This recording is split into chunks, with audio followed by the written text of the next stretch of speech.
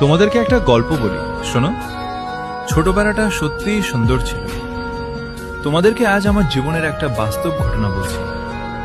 আমরা ছেলেরা যখন 18 বছর বয়সে পা দিই, তখন থেকেই পরিবারের একটা বড় দায়িত্ব আমাদের কাঁধে এসে পড়ে।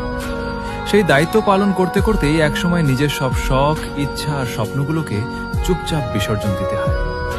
ছোটবেলায় ভাবতাম কবে বড় হব। মনে হতো বড় হলেই অনেক টাকা থাকবে, নিজের সব স্বপ্ন পূরণ করব, যা ইচ্ছা তাই কিনব, নিজের মতো করে জীবন কাটাবো। আবার স্কুলে যাওয়ার সময় বড় ভাইদের দেখে মনে হতো, আহা, কবে ওদের মতো বড় হব, তাহলে আর স্কুলে যেতে হবে না।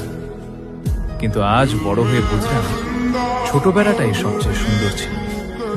এখন সারাদিন কাজ করি, পরিবারের মুখে হাসি ফোটানোর জন্য নিজের হাসিটাকেই লুকিয়ে রাখি।